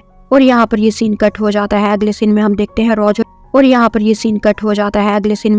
रॉजर को इसकी मेड आकर बताती है कि शहजादी को किंग ने किचन खुलवा दिया है, क्योंकि शहजादी ने प्रिंस मोजू का इलाज किया है और अब वो बिल्कुल ठीक हो गए हैं। इस बात को सुनकर रॉजर तो बहुत ही ज्यादा परेशान हो जाती है। वो अपनी मेड से कहती है कि पहले तो ये एकदम से खूबसूरत हो गई और अब ये महल में आहिस्ता आहिस्ता अपनी जगह भी बनाती जा रही है, और इससे पहले कि ये मुझसे प्रिंस को छीन ले और मुझे यहाँ से निकलवा दे, मुझे कुछ करना ही होगा। प्रिंस तो पहले ही मुझे टच नहीं कर रहा। फिर वो अपनी बेट को कहती है कि कान मेरे पास लेकर आओ, मुझे तुम्हें कुछ बताना है, और वो इसे कुछ बताती है। और यहाँ पर ये सीन कट हो जाता है। अगले सीन में हम देखते हैं शहजादी रात के टाइम सेलिब्रेट कर रही होती है। इसे किंग की तरफ से इनाम जो मिला होता है, वो बहुत ही ज्यादा ड्रिंक करती है और अपनी सब मेट्स को कहती है कि तुम लोग दूर क्यों खड़ी हो, मेरे साथ आकर टेबल पर बैठ जाओ। लेकिन वो तो मेट्स होती हैं, वो लीरू की तरह मॉडर्न जमाने से थोड़ी आई हुई होती हैं। इनको पता होता है कि शहजादी के साथ या शहजादी के बराबर में बैठना कितना बड़ा ऑफेंस है। वो वहां से जल्दी से चले जाती हैं। इनके जाने के बाद शहजादी फ्यू को पकड़कर जबरदस्ती चेयर पर बिठाती है। फ्यू खुद भी हैरानो परेशान हो जाती है कि ये शहजादी को क्या हो गया है, हम लोग मेड्स हैं और ये हमें किस तरह से ट्रीट कर रही है। शहजादी इसे कहती है कि खबरदार, अगर तुम चेयर से उठी तुम यहीं पर बैठे रहो मेरे साथ, और मैं कोई शहजादी वहजादी नहीं हूँ, मैं तुम्हारी बहन हूँ, तुम मुझे सिस्टर कहकर ही पुकारो और रिलैक्स हो जाओ। फिर वो अपने आप से बातें करने लगती है कि ऐसा क्यों हो गया कि मुझे अपने मॉडर्न टाइम से इस एंशिएंट टाइम में मुझे आना पड़ा, यहाँ की जिंदगी मुझे बिल्कुल भी सूट नहीं कर रही, यहाँ पर जिस तरह से लोगों के साथ बिहेव किया जाता है इसने मुझे बहुत ही ज्यादा फ्रस्ट्रेट करके रख दिया है और ये बड़ी चिड़चिड़ी सी दिखाई दे रही होती है। फिर वो फ्यू से कहती है कि मैं तुम्हें गाना गाकर सुनाती हूँ, और वो शराब के नशे में धुत होकर बहुत ही प्यारा सा गाना गाती है। तो वो फ्यू से कहती है कि मैं तुम्हें गाना गाकर सुनाती हूँ, और वो शराब के नशे में धुत होकर बहुत ही प्यारा सा गाना गाती है, जिसके लिरिक्स भी काफी ज्यादा रिबिलियस किस्म के होते हैं, जो हिलेरियस भी होते हैं लेकिन रिबिलियस तो होते ही हैं, यानी जो प्रिंस के खिलाफ होते हैं। फ्यू को इसका सॉन्ग बहुत ही ज्यादा अच्छा लगता है, वो एंजॉय कर रही होती है, और इधर प्रिंस के कानों में भी शहजादी की आवाज़ पड़ती है, वो भी इधर को ही आने लगता है। शहजादी के गाने के लिरिक्स कुछ इस टाइप के होते हैं, ये मैं खुद से कंपोज करूंगी कि आया ये बड़ा प्रिंस, अक्ल इसमें नाम को नहीं, शक्लो सूरत पर मरने वाला, मेरे किसी काम का नहीं। आप प्लीज़ कमेंट बॉक्स में मुझे बताइएगा कि ये शायरी, ये पोइट्री कैसी है। ये पोइट्री इस सिचुएशन के लिए मैंने खुद से लिखी है। Now back to the story. शहजादा ऐसी अजीबोगरीब तारीफ सुनकर जल्दी से यहाँ पर आ जाता है। शहजादी तो फुल टुन होकर चेयर पर खड़ी होकर राग अलाप रही होती है, मतलब गाना गा रही होती है। शहजादे को आता देखकर फ्यू तो जल्दी से चेयर से उठती है और जमीन पर झुककर शहजादे से माफी मांगने लगती है, और शहजादी को भी कहती है कि शहजादी सामने देखें प्रिंस खड़ा है। शहजादी कहती है अच्छा तो ये प्रिंस है, और इस प्रिंस की तो ऐसी की तैसी, और जूता उठाकर वो प्रिंस को दे मारती है। प्रिंस पीछे होकर अपना बचाव करता है। ये सीन बड़ा फनी था। वो शहजादी से कहता है कि तुम यहाँ पर क्या कर रही हो, तुम्हें किसने इजाजत दी है कि तुम ये सारा कुछ तमाशा करो। जिस पर प्रिंसेस कहती है कि मुझे तुमसे पूछने की जरूरत नहीं है, ये मेरा महल है, मैं जो चाहूंगी मैं कर सकती हूँ। वो कहता है तुम फिर से मुझसे बदतमीजी कर रही हो, अगर तुमने प्रिंस मोजो का इलाज ना किया होता तो मैं कभी भी तुम्हारी ये सारी बदतमीजियां बर्दाश्त ना करता। शहजादी कहती है कि इसका मतलब है कि तुम खुद भी मानते हो कि मैंने ही तुम्हारे भाई को ठीक किया है, मैंने ही प्रिंस मोजो का इलाज किया है, तो फिर तुमने उस दिन इतना बड़ा ड्रामा क्यों किया कि मैंने तुम्हारे भाई का इलाज नहीं किया बल्कि तुम्हारे शाही डॉक्टर ने उसका इलाज किया है, और सिर्फ अपनी खुशी के लिए बिला वजह तुमने मुझे सजा दी, बिला वजह तुमने मुझे हंटर मारे, बिला वजह तुमने मुझे कैद में फिंकवा दिया। एनीवेज जो जैसा करता है वैसा बढ़ता भी है। बस तुमसे एक बात बोलूंगी कि अगर तुम अपनी लाइफ में किसी किस्म की प्रॉब्लम नहीं चाहते हो तो तुम्हारा काम है कि तुम रोजे से बच के रहना, वो एक अच्छी इंसान नहीं है, और ऐसा ना हो कि वो तुम्हें जहर पे ला दे। शहजादा इसे कहता है कि तुमसे तो बात करना ही फजूल है, और वो वहां से चला जाता है। अगले सीन में हम देखते हैं शहजादी बुक पढ़ रही होती है, तभी रोजर की मेड इसको आकर बताती है कि शहजादा बहुत ही ज्यादा गुस्से में है और तुम्हें बुला रहा है। वो कहती है कि क्यों, मुझे क्यों बुला रहा है। मेड कहती है क्योंकि शहजादे के भाई की तबीयत दोबारा से डिस्टर्ब हो गई है, इनको वॉमिटिंग हो रही है और इनकी तबीयत बहुत ही ज्यादा खराब हो गई है, तुमने पता नहीं कैसे उसका इलाज किया है, चलो जल्दी जल्दी और जाकर चेक करो। शहजादी सोचती है कि ऐसा कैसे हो सकता है, शहजादा मौजू तो बिल्कुल ठीक हो गया था। वो जल्दी से आती है। शहजादा मौजू बेचारा तो बेसुध सा पड़ा हुआ होता है। ये चेक करने के लिए आगे बढ़ती है जब शहजादा शांगिन और चिट्टा चूहा इसे रोक लेता है। शहजादा शांगिन इसे कहता है कि तुमने मेरे भाई का किस तरह से इलाज किया है कि वो फिर से इतना ज्यादा बीमार हो गया है। वो कहती है पहले मुझे इसे देखने तो दो, चेक तो करने दो, फिर ही मैं कुछ बता सकूंगी कि शहजादे के साथ क्या प्रॉब्लम है। अब की बार चिट्टा चूहा बोल पड़ता है। वो कहता है शहजादी आप रहने ही दे तो अच्छा है, आप तो हमारे शहजादी की जिंदगी के साथ खिलवाड़ कर रही हैं, और आप सबसे पहले तो मुझे वो दवाई चेक करवाओ जो आपने शहजादे को दी है। मैं खुद देखना चाहता हूँ कि आपने कहीं कोई गलत दवाई तो शहजादे को नहीं दे दी। शहजादी से कहती है तुम तो मुझसे दूर ही रहो, फजूल इंसान, बात ना करो मुझसे फजूल इंसान, वरना मैं तुम्हारी मूंछों को आग लगा दूंगी। ये डायलॉग मेरा अपना है। शहजादी ऐसा कुछ भी नहीं कहती, वो तो इसको कहती है कि तुम दूर ही रहो, इंटरफेयर ना करो और मुझे इसको चेक करने दो। और फिर वो प्रिंस मोजू को चेक करने लगती है। इसे पता चलता है कि प्रिंस को तो जहर दिया गया होता है। वो प्रिंस को बताती है कि प्रिंस को जहर दिया गया है। प्रिंस कहता है कि ऐसा कैसे हो सकता है। डॉक्टर भी बोल पड़ता है कि मैंने तो खुद शहजादे को अच्छी तरीके से चेक किया है और मुझे तो ऐसी कोई भी सिम्टम नजर नहीं आई शहजादी की बॉडी में कि जिससे मुझे पता चलता है कि इनको जहर दिया गया है, पॉइजन दिया गया है। शहजादी कहती है क्योंकि शहजादी की जुबान और इनके होंठ काले पीले हो रहे हैं, जिसका साफ साफ यही मतलब बनता है कि शहजादे को किसी ने पॉइजन दिया है। फिर वो कमरे में अजीबोगरीब सी स्मेल को फील करती है। वो कहती है जल्दी से खिड़कियों को खोल दो। सब खिड़कियों और दरवाजों को खोल दिया जाता है। वो पूरे कमरे को मॉनिटर करती है और देखती है कि यहाँ पर कुछ फ्लावर्स पड़े हुए होते हैं और ये फ्लावर्स तो पॉइजनस होते हैं। वो इन फूलों के बारे में मेड से पूछती है कि ये फूल यहाँ पर किसने रखे हैं। वो मेड कहती है मुझे नहीं पता कि ये फूल यहाँ पर किसने रखे हैं। शहजादी प्रिंस को बताती है कि ये फूल तो पॉइजनस है और इन फूलों को अगर किसी भी पेशेंट के करीब रखा जाता है तो वो फौरन मर जाता है। शहजादा इस मेड से पूछता है कि बताओ मुझे ये फूल किसने रखे हैं वरना मैं तुम्हारी जान ले लूंगा। मेड तो डर जाती है। प्रिंसेस मेड से कहती है कि देखो डरो नहीं, मैं तुमसे वादा करती हूँ मैं तुम्हें कुछ भी नहीं होने दूंगी, बस तुम मुझे ये बता दो कि तुमने ये फूल किसके कहने पर यहाँ पर रखे हैं। मेड इतना ज्यादा डर जाती है कि गिरकर मर जाती है और इसके मुंह से ब्लड निकलने लगता है। शहजादी कहती है मुझे नहीं लगता कि इसकी मौत डरने की वजह से हुई है। इसने अपने मुंह में जरूर कुछ ड्रग रखा हुआ होगा कि अगर ये पकड़ी जाएगी तो ये अपने मालिक का नाम बताने के बजाय ये उसी वक्त मर जाए। शहजादा कमांडर को ऑर्डर करता है कि जाओ और इन सब के पीछे जो कोई भी है इन्वेस्टिगेट करो और इसे पकड़कर मेरे सामने लेकर आओ। फिर शहजादी शहजादे से कहती है कि अब आप सब लोग भी यहाँ से बाहर जाएं, मुझे शहजादे का इलाज करना है। शहजादा शेंगविन कहता है कि मैं तो यहीं पर रहूंगा। शहजादी कहती है कि ठीक है फिर तुम ही यहीं पर हो और खुद ही अपने भाई का इलाज करो, मैं तो यहाँ से जा रही हूँ। शहजादा शेंगविन इसे कहता है कि ठीक है मैं बाहर चले जाता हूँ, लेकिन अगर मेरी भाई को कुछ हुआ तो। इसकी बात कंप्लीट होने से पहले ही शहजादी बोल पड़ती है कि बताओ अगर तुम्हारे भाई को कुछ हुआ तो तुम क्या करोगे? क्या पहले जो तुमने मेरे साथ किया वो कम था? ये धमकियां ना सिर्फ अपने पास रखो और यहाँ से निकल जाओ वरना मैं तुम्हारे भाई का इलाज नहीं करूंगी। और प्रिंस अपनी इज्जत अफजाई करवा कर वहां से चला जाता है। अब रूम में सिर्फ और सिर्फ शहजादी और फियोहियो होते हैं और शहजादा यहाँ पर दरवाजे में से अंदर झांक रहा होता है कि यहाँ पर कमांडर आ जाता है। वो टार्च को करीब करके देखता है, ये तो शहजादा ही होता है। वो कहता है शहजादा ये आप क्या कर रहे हैं? आप शहजादी को ऐसे चुपके चुपके क्यों देख रहे हैं? क्या आपको इनसे सच्चे वाला हकीकी वाला इश्क तो नहीं हो गया क्या?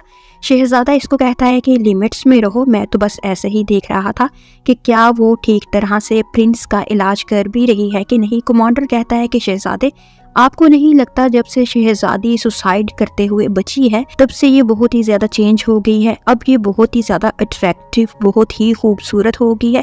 शहजादा कहता है कि अगर तुमको ये अट्रैक्टिव लगती है तो तुम जाओ इससे शादी कर लो। कमांडर कहता है मैं माफी चाहता हूँ शहजादे, मेरा ऐसा कोई भी मतलब नहीं था, मैं तो बस ये कहने की कोशिश कर रहा था कि मुझे लगता है कि ये प्रिंसेस हो ही नहीं सकती, क्या पता ये हमारी प्रिंसेस के अलावा हमारी प्रिंसेस का कोई भूत हो, क्योंकि हमारी शहजादी तो ऐसी बिल्कुल भी नहीं थी, ना तो वो कॉन्फिडेंट थी और ना ही वो बहादुर थी, और वो तो आपसे बहुत ज्यादा मोहब्बत भी करती थी, आपके साथ एरोगेंटली बात बिल्कुल भी नहीं किया करती थी। शहजादा कहता है बात तो तुम्हारी मुझे भी ठीक लग रही है, ये तो मुझे बिल्कुल भी लिफ्ट नहीं करवाती, मुझसे डाइवोर्स लेना चाहती है। मुझे भी शक होता है कि शायद ये ली रू ना हो, इसका कोई भूत हो। इन दोनों की बातें शहजादी भी सुन रही होती है। शहजादा कमांडर से कहता है कि ठीक है तुम इंतज़ाम करो किसी तरह से इस चीज़ को इन्वेस्टिगेट करने का, पता लगाने का कि ये सब क्या माजरा है, ये इतनी चेंज कैसे हो सकती है, क्या ये वाकई में ली रू है या फिर ये इसका कोई भूत है। और शहजादी इनकी बातें सुनकर सोच रही होती है कि अच्छा तो अब मेरी आइडेंटिटी पर भी शक किया जा रहा है और मेरा भूत निकालने के लिए मुझ पर मंत्र पड़े जाएंगे, तो ठीक है मेरा कमाल देखो अब मैं क्या करती हूँ। फिर अगले सीन में वो दरवाज़ा खोलकर बड़े सडक्टिव तरीके से शहजादे को कहती है कि मैंने प्रिंस को मेडिसिन दे दी है, अब प्रिंस की हालत आउट ऑफ डेंजर है। शहजादा कमांडर को ऑर्डर देता है कि तुम दिन रात शहजादे मौजू के पास ही रहोगे, और हमारी शहजादी इससे बड़े शायराना अंदाज में कहती है कि शहजादे अब आपका भाई बिल्कुल ठीक हो गया है, तो क्यों ना हम आज की रात एक दूसरे के साथ इकट्ठे गुजारें। शहजादे को तो इसकी बात पर मिर्चें लग जाती हैं। वो कहता है गुस्ताख लड़की, ये तुम क्या बकवास कर रही हो। वो फिर से कहती हैं चले रात ना गुजारें आप मेरे साथ, हम सिर्फ इकट्ठे खाना ही खा लेते हैं आज की रात। प्रिंस कहता है कि मैं तुमसे नफरत करता हूँ, मैं तुम्हारे साथ खाना क्यों खाऊं भला, और इसको बातें सुनाता हुआ वो वहां से चला जाता है। फियो को लगता है कि शायद प्रिंसेस का वाकई में दिल कर रहा होगा शहजादे के साथ टाइम स्पेंड करने का, और शायद ये शहजादे के इनकार पर दुखी फील कर रही होगी, सैड फील कर रही होगी। वो शहजादी से कहती है कि शहजादी आप ठीक तो है ना। शहजादी कहती है कि हाँ मैं बिल्कुल ठीक हूँ, मुझे कुछ नहीं हुआ। क्यों, तुम्हें क्या लगा है कि मैं इस जैसे इंसान से प्यार करने की गलती दोबारा से कर सकती हूँ? तो ऐसा सोचना भी ना। इसकी बातों से साफ साफ शहजादे के लिए बेजारी महसूस की जा सकती है। फिर अगली सीन में हम देखते हैं शहजादा रूज के पास आता है तो रूज बीमार होती है। यहाँ बीमार होने का शायद ये नाटक कर रही होती है। ये बात इस सीन में क्लियर नहीं होती कि ये झूठी मूठी बीमार है या सच में बीमार है। एनीवे शहजादा कहता है कि रोज तुम इतनी बीमार हो और तुमने मुझे बताया भी नहीं कि तुम बीमार हो।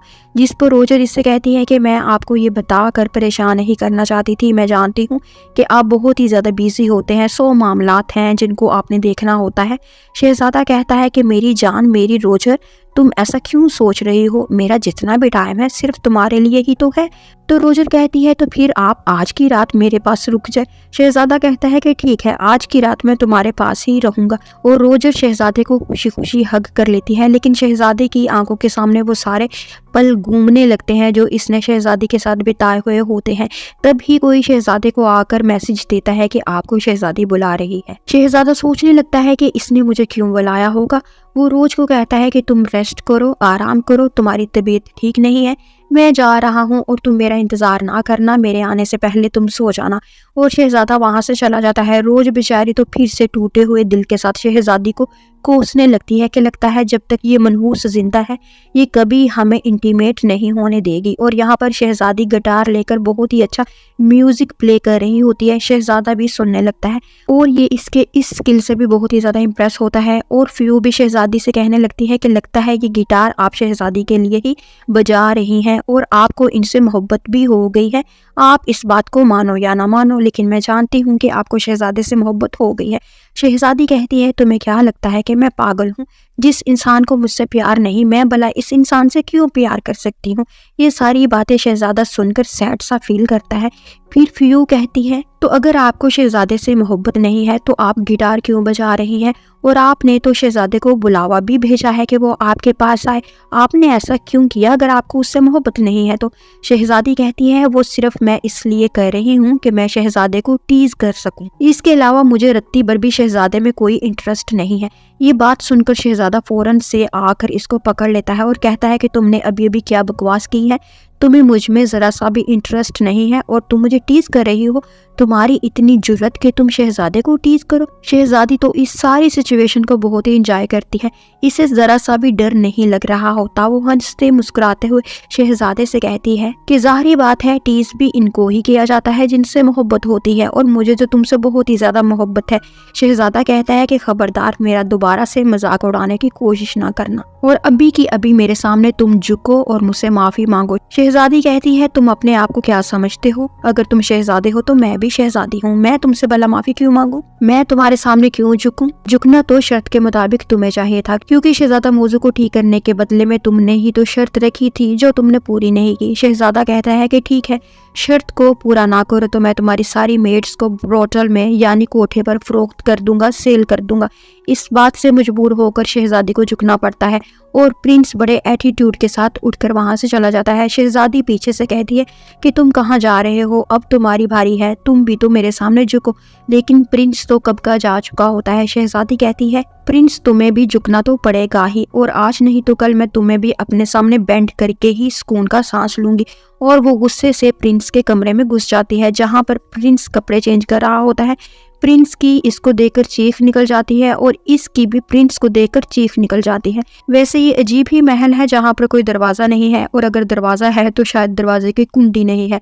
एनीवेज हमें क्या, ये दोनों चीख मार रहे होते हैं और ऊपर से कमांडर भी आ जाता है। वो प्रिंस से कहता है कि आपकी ग्रैंड माँ की तबीयत ठीक नहीं है, आप जल्दी से चले।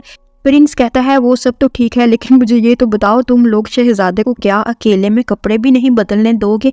एक के बाद एक अंदर आता जा रहा है और मुझे शहजादे बेचारे की बेबसी और इसकी प्राइवेसी की ये हालत देखकर बड़ी हंसी आती है। फिर हम देखते हैं शहजादा अपनी ग्रैंडपा के पास आता है। ग्रैंडपा की तबीयत बहुत ही ज़्यादा ख़राब होती है। डॉक्टर बताता है कि मैंने इनका इलाज करने की बहुत कोशिश की है, लेकिन अब ये इलाज हो गई है और शायद ये ना बच सके। शहजादा इसको कहता है कि तुम बकवास बंद करो।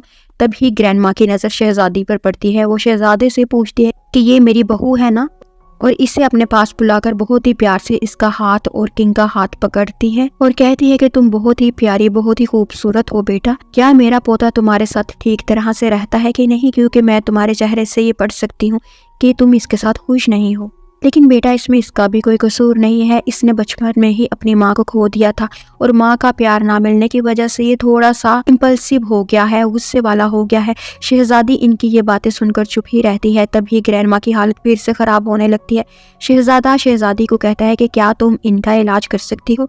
शहजादी कहती है कि हाँ मैं कर सकती हूँ, क्योंकि इनको नमूनिया हो गया है और इनको बुखार भी है। डॉक्टर फिर से बोलने लगता है कि शहजादी ये राजा की माँ का मामला है और अगर कुछ गड़बड़ होगी। शहजादा कहता है कि तुम तो दफा ही हो जाओ यहाँ से, इससे पहले कि मैं तुम्हें जेल की सलाखों में डाल दूं। और फिर वो शहजादी से कहता है कि तुम जो चाहोगी मैं तुम्हें देने को तैयार हूँ, बस तुम मेरी ग्रैंड माँ को ठीक करो। वो कहती है मुझे तुम्हारे वादों पर बिल्कुल भी यकीन नहीं है, भरोसा नहीं है। तुम पहले ही बहुत से वादे मेरे साथ कर चुके हो और इन वादों को तुम तोड़ भी चुके हो। मैं बस इनका इलाज करूंगी और तुमसे मुझे कुछ और नहीं चाहिए। तुम ऐसा करो, मुझे कुछ हर्ब्स मंगवा के दो जिनसे मैं इनके लिए मेडिसिन को तैयार करूंगी। शहजादा कहता है कि तुम्हें जो चाहिए मैं तुम्हें मंगवा देता हूँ और आज रात को मुझे नदी किनारे मिलो और मुझे अपनी डिमांड बता देना कि तुम क्या चाहती हो और मैं प्रॉमिस करता हूँ कि इस दफ़ा मैं तुम्हारी हर डिमांड को पूरा करूँगा। और यहाँ पर ये सीन कट हो जाता है। अगले सीन में हम देखते हैं शहजादी शहजादे को कहती है कि मैं चाहती हूँ कि तुम महल की सब मेड्स का हेड मुझे बना दो और इस महल को मेरे नाम कर दो और आज से रोज भी मेरी मेड ही होगी। किंग इसकी सब डिमांड्स को मान जाता है। तभी वहां पर एक सर्वेंट आकर बताता है कि शहजादी यू को राजा ने बुलाया है। शहजादी तो डर सी जाती है। वो कहती है मुझे राजा ने क्यों बुलाया है। सर्वेंट कहता है क्योंकि आपने राजा की माँ को ठीक किया है, इसलिए राजा आपसे मिलना चाहता है। शहजादा इसका हाथ पकड़कर इससे कहता है कि मैं तुम्हें बताऊंगा कि राजा से मिलकर तुमने क्या क्या बात करनी है। वो इससे हाथ छुड़ाकर कहती है कि तुम्हें मुझे ट्रेन करने की, गाइड करने की जरूरत नहीं है। मुझे पता है कि मुझे कहाँ पर क्या बात करनी है, मैं तुमसे ज्यादा सियानी हूँ। और वो ये कहकर वहां से चले जाती है। महल में राजा इसे कहता है मुझे पता चला है कि तुम मेरी माँ का इलाज कर रही हो और तुमने शहजादा मौजू को भी ठीक कर दिया है। मुझे नहीं पता था कि तुम्हारे पास मेडिसिन का इल्म है, ना ही कभी तुम्हारे बाप ने मुझे इसके बारे में बताया था। शहजादी का बाप भी वहीं पर खड़ा होता है। हैरान तो वो भी अपनी बेटी के इस डॉक्टरी के स्किल पर बहुत होता है, क्योंकि ये बात इसके लिए भी नई ही होती है। वो जल्दी से बात बनाकर राजा से कहता है कि असल में शहजादी ने बुक्स पढ़कर सीखा है कि कैसे किसी का इलाज किया जाता है। शहजादी भी राजा को यही बताती है कि मुझे बुक्स पढ़ने का बहुत ही ज़्यादा क्रेज़ है, तो मुझे बुक्स पढ़कर ही डॉक्टरी के बारे में बहुत कुछ सीखने को मिला।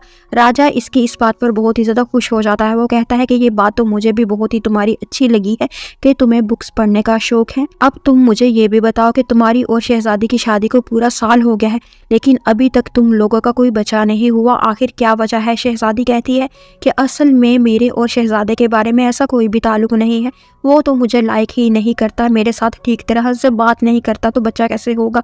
राजा कहता है कि ऐसा कब तक चलेगा, तुम्हें शहजादे का बच्चा पैदा करना ही होगा, तब ही वो तुम्हें अपना समझेगा और अपने सीक्रेट्स वो तुमसे शेयर कर सकेगा जो तुम मुझे आकर बताओगी।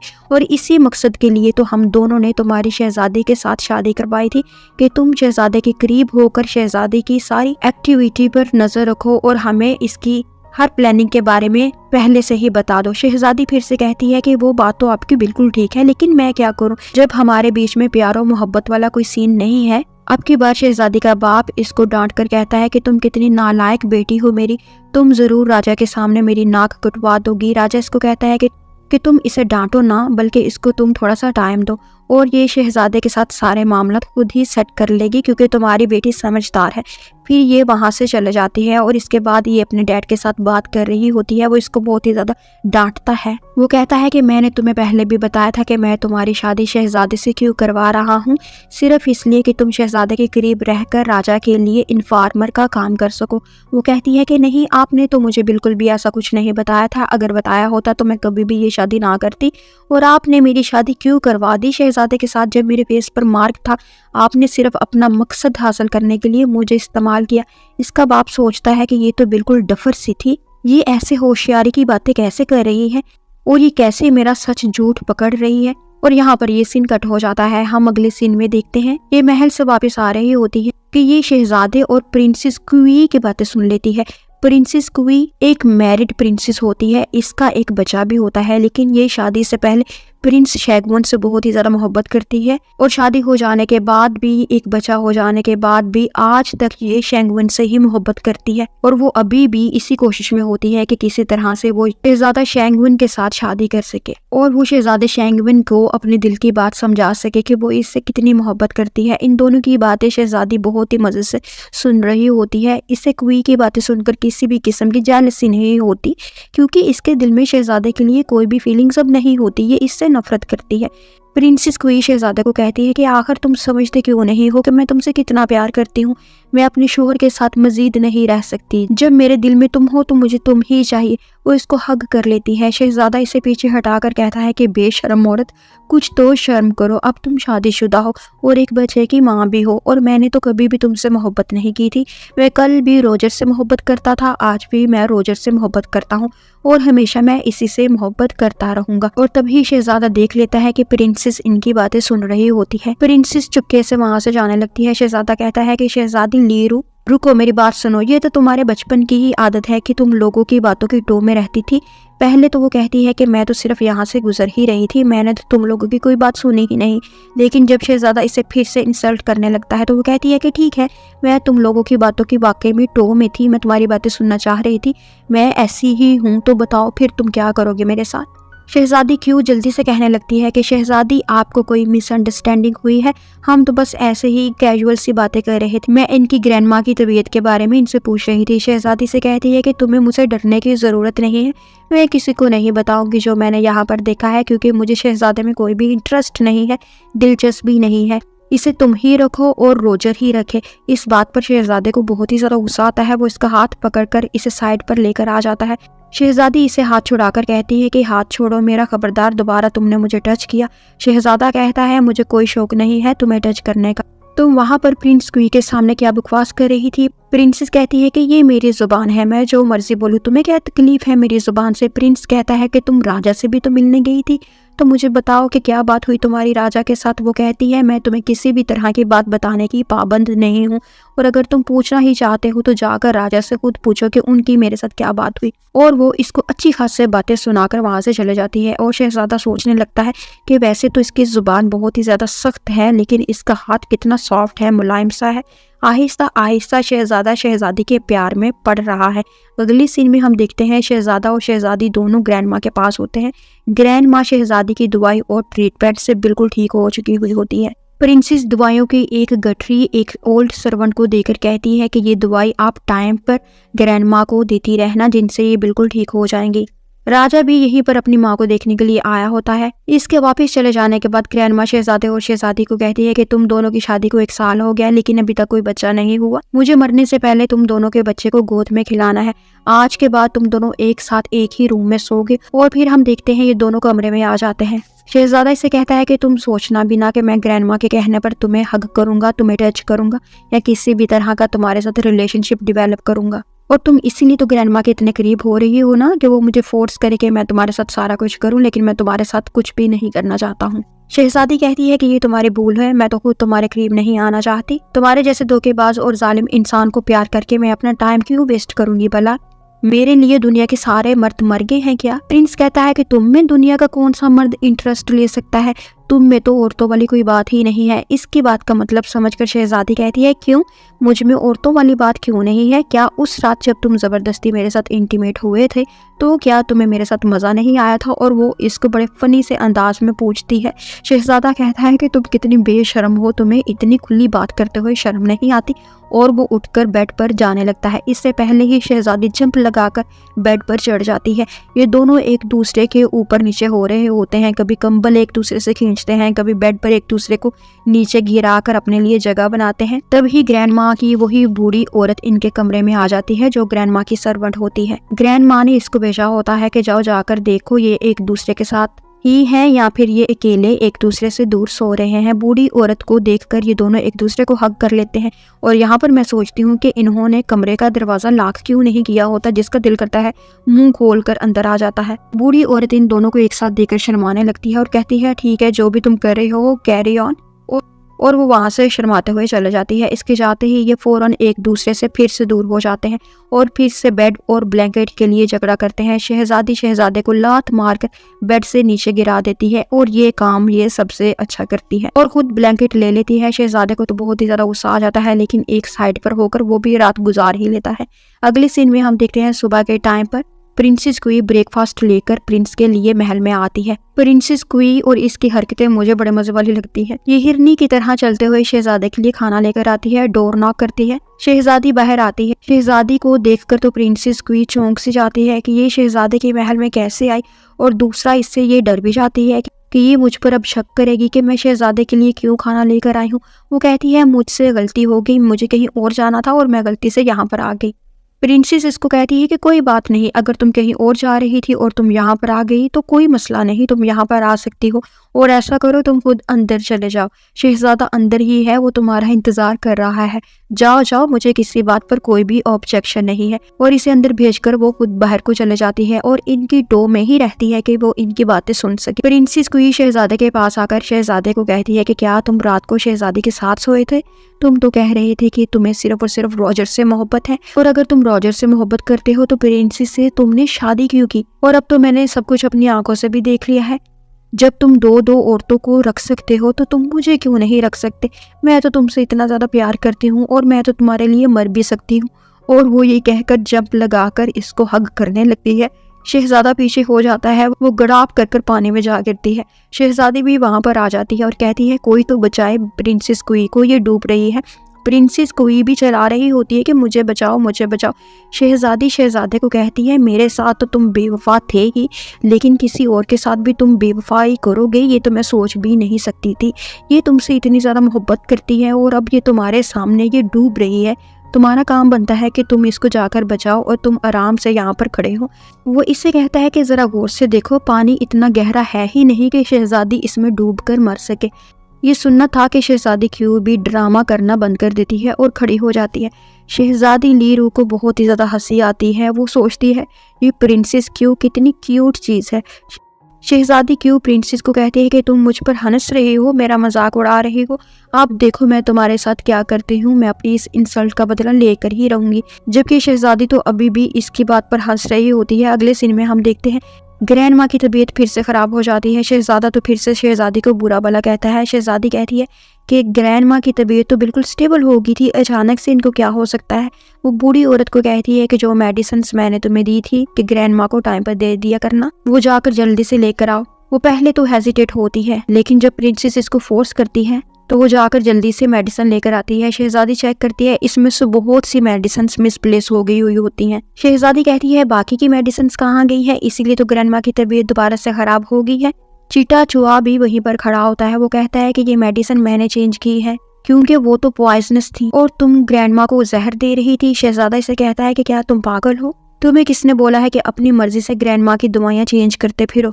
क्या तुम नहीं जानते कि उन दवाइयों की वजह से तो ग्रैंडमा की हालत ठीक हुई है और तुमने अपनी होशियारी दिखाना दोबारा से शुरू कर दी? सच सच बताओ कि तुमने ये सब किसके कहने पर किया है? राजा भी आग बगोला हो जाता है। प्रिंसेस क्वी और इसके हस्बैंड को भी बुलाया जाता है। शाही डॉक्टर कहता है कि राजा मेरी जान बख्श दे, मैंने जो भी किया है सिर्फ और सिर्फ प्रिंसेस क्वी के कहने पर ही किया है। प्रिंसेस क्वी तो एक्सपोज हो जाती है, इसके होश उड़ जाते हैं कि अब ये खुद को किस तरह से डिफेंड करेगी, खुद को किस तरह से बचाएगी, और इसको चक्कर सा आ जाता है और ये बेहोश होने लगती है। इसका हस्बैंड इसे सहारा देने के बजाय पीछे हो जाता है। जब वो अपने हस्बैंड को पीछे होता हुआ देखती है तो बेहोश होने का इरादा कैंसिल करके बड़े आराम से नीचे गिरती है। इसका हस्बैंड भी इसकी इंसल्ट करने लगता है। वो कहता है कि तुम ये सब कैसे कर सकती हो, मैं तो कभी सोच भी नहीं सकता था कि तुम इतनी जालिम हो सकती हो, तुम कितनी बुरी हो, तुमने किसी की जान लेने की कोशिश की। बादशाह इसे वार्निंग देकर छोड़ देता है क्योंकि ये प्रिंसेस क्वी का हस्बैंड भी शाही खानदान से ही होता है, तो बादशाह इस चीज का थोड़ा सा लिहाज रखता है, लेकिन इसके हस्बैंड को जॉब से निकाल देता है और इन दोनों को महल छोड़ देने का हुक्म भी दे देता है। फिर हम देखते हैं शहजादी के पास चूंकि महल का कंट्रोल आ चुका होता है, जो कि शहजादे ने इसे ग्रैंडमा का इलाज करने के बदले में दिया था, तो वो रोज और इसकी मेट्स की सारी हरकतों की जांच पड़ताल करती है। तो इससे पता चलता है कि रोज और इसकी सब मेट्स ने हेरा फेरी करके बहुत सा पैसा बनाया होता है और उन्होंने गरीब किसानों को बुरी तरह से लूटा होता है और महल का भी बहुत सा खजाना इन्होंने चोरी किया होता है। वो ये बात शहजादे को बताती है और साबित भी कर देती है। कि जो बात ये बता रही है वो बिल्कुल सच है। शहजादा इन दोनों मेड्स को मौत की सज़ा सुना देता है। रोज तो फ़ौरन से शहजादे के पाँव में बैठ जाती है। वो इससे कहती है कि इन मेड को माफ़ कर दो, इनसे गलती हो गई। असल में रोज यहाँ पर ये जाहिर करती है कि जो कुछ भी उन्होंने किया है अपनी मर्जी से किया है, इसमें मेरी कोई भी इन्वॉल्वमेंट या इंटरफेरेंस नहीं है। इसलिए शहजादा सिर्फ मेड्स को ही सज़ा देता है। वो रोज को कहता है कि तुम इनके लिए मेरे पाँव पकड़ रही हो। इतना तो मैं जानता हूँ कि तुम बहुत ही ज़्यादा काइंड हार्टेड हो, लेकिन आज तो मैं तुम्हारी भी बात नहीं मानूंगा, क्योंकि ये दोनों मेड्स सज़ा को डिजर्व करती हैं और इनको अब मरना ही होगा। इन्होंने जो किया है इनको इनकी सज़ा ज़रूर मिलेगी। और इसी तरह से शहजादी का बदला काफ़ी हद तक पूरा हो जाता है। अगले सीन में हम देखते हैं शहजादी को एक पैगाम मिलता है कि इसका डैडी इसे मिलने के लिए बुला रहा है। ये हैरान होती है कि अगर मेरे डैडी ने मुझसे मिलना था तो वो मुझे महल में ही बुला लेते, वो महल से दूर मुझे क्यों बुला रहे हैं। एनीवेज वो चले जाती है और जब वो वहाँ पर जाती है तो अपने बाप की अजीबोगरीब बातों से इसको पता चलता है कि मेरे बाप ने नहीं बल्कि प्रिंसेस क्वी के हस्बैंड ने मुझे यहाँ पर बुलाया हुआ है ताकि वो मुझे जान से मारकर अपनी बेइज्जती का बदला ले सके। वो अपने बाप से कहती है कि आप मुझे इससे बचा लो। इसका बाप कहता है कि मैं तुम्हें क्यों बचाऊं, तुम तो मेरी सगी औलाद हो ही नहीं। मैंने तुम्हें कहीं से उठाया था और तुम्हें पाल पोस कर मैंने इसलिए बड़ा किया कि तुम मेरे और किंग के काम आ सको। और अब मुझे अंदाज़ा हो चुका है कि ना तो तुम मेरे काम आओगी और ना ही तुम्हारा जिंदा रहना अब ज़रूरी है, तो अब तुम्हारा मरना ही बेहतर है। तभी वहाँ पर प्रिंस आ जाता है। प्रिंस भी शहजादी के बाप को कहता है कि तुम किस किस्म के बाप हो, अपनी बेटी को मारना चाहते हो। ये कहता है कि कौन सी बेटी, कहाँ की बेटी, ये तो मेरी बेटी है ही नहीं। और ये सुनकर प्रिंस खुश हो जाता है। प्रिंसेस इससे कहती है कि तुम्हें इस बात से इतनी ज़्यादा खुशी क्यों हो रही है। प्रिंस को तो इस बात की खुशी होती है कि इस इंसान ने मेरी माँ को जहर दिया था और इसने मेरे बाप को भी मारने की कोशिश की थी। और शुक्र है कि प्रिंसेस इसकी सगी बेटी नहीं है, क्योंकि अब इसको प्रिंसेस से मोहब्बत हो चुकी हुई होती है। प्रिंस तो प्रिंसेस के हस्बैंड के पीछे भाग जाता है, प्रिंसेस क्वी के हस्बैंड के पीछे भाग जाता है और यहाँ पर शहजादी का बाप इस पर अटैक करने लगता है। वो चाकू निकाल लेता है, लेकिन ये भी प्रिंसेस लीरू होती है। ये इसको अच्छा खासा जख्मी करके वहाँ से भाग जाती है और यहाँ पर प्रिंस की लड़ाई हो रही हुई होती है। प्रिंस बड़ी बहादुरी से मुकाबला करता है, लेकिन आखिरकार इसको तलवार लग जाती है। वो बेहोश होकर गिर जाता है और कमांडर आकर इसको रेस्क्यू करता है। प्रिंस की हालत बहुत ही ज़्यादा सेंसिटिव होती है। शहजादी इसका ट्रीटमेंट करती है और इधर जब रोजर को शहजादी की तबीयत के बारे में पता चलता है तो इसको बहुत ही ज़्यादा फिक्र होती है, लेकिन इसको शहजादी की तबीयत से ज़्यादा इस बात की फिक्र होती है कि अगर शहजादा मर गया तो शहजादी तो मुझे जिंदा ना छोड़ेगी। अब जितनी जल्दी हो मुझे यहाँ से भागना ही होगा। फिर अगले सीन में हम देखते हैं शहजादी रोजर के रूम में घुस जाती है। वो एक सिपाही के साथ, सोल्जर के साथ सो रही हुई होती है। शहजादी इसकी अच्छी खासी इंसल्ट करती है और इसे जेल में डाल देती है। फिर वो प्रिंस को दोबारा से चेक करती है। प्रिंस की हालत अब ठीक हो रही होती है। इसके बाद वो रोजर को देखने के लिए महल में आती है और कहती है कि मैंने अपना सारा हिसाब किताब पूरा कर लिया है। मुझे जिस चीज़ से बदला लेना था मैंने ले लिया है। अब बस एक चीज़ का हिसाब पूरा करना रह गया है जो मैं अभी कर लूंगी। तुम जानती हो ना कि तुमने मेरे चेहरे को बिगाड़ डाला था, तो अब मैं तुमसे इस बात का बदला भी लूंगी। और वो इसके फेस पर वैसे ही निशान बना डालती है जैसे रोजर ने इसके फेस पर कभी बनाया था और इसको बदसूरत बनाकर रख दिया था। अगली सीन में हम देखते हैं प्रिंस ठीक हो जाता है। प्रिंस को जब पता चलता है कि रोजर ने इसको धोखा दिया है तो इससे बहुत ही ज़्यादा दुख होता है। रोजर इसके पास आकर कहती है कि शहजादा देखे मेरे साथ प्रिंसेस ने क्या किया है, इसने मेरा फेस खराब करके रख दिया है। शहजादा इसे लात मारकर दूर फेंक देता है और कहता है तुम इसी के काबिल थी, और सारी जिंदगी के लिए इसे जेल की सलाखों में डाल देता है। इसके बाद हम देखते हैं शहजादे को शहजादी का लेटर मिलता है जिस पर इसने लिखा होता है कि आज मैं अपना सारा काम पूरा कर चुकी हूँ, अब मैं तुम्हारी ज़िंदगी से जा रही हूँ क्योंकि मैं तुम्हारे जैसे इंसान के साथ अपनी ज़िंदगी नहीं गुजार सकती। ये लेटर पढ़कर तो प्रिंस के होश ही उड़ जाते हैं। वो अपने सर्वेंट से कहता है कि जल्दी से मेरा घोड़ा निकालो। और यहाँ पर हम देखते हैं शहजादी फियू के साथ महल से दूर जा रही होती है। वो फियू से कहती है कि आज के बाद तुम मुझे कभी भी प्रिंसेस कहकर नहीं बुलाओगी, तुम सिर्फ और सिर्फ मुझे लीरू ही बुलाओगी और मैं और तुम आपस में बहनें हैं और आज से हम अपनी आज़ादी को, अपनी फ्रीडम को इंजॉय करेंगे। और यहीं पर इस ड्रामे का एंड हो जाता है। मुझे ये ड्रामा बहुत ही ज़्यादा अच्छा लगा और इसकी एंडिंग इतनी ज़्यादा स्ट्रॉन्ग है। इसने अच्छा किया कि शहजादे को हमेशा के लिए छोड़ दिया। आप भी मुझे कमेंट करके बताइएगा कि आपको इस ड्रामे की एंडिंग कैसी लगी। Thank you so much for watching.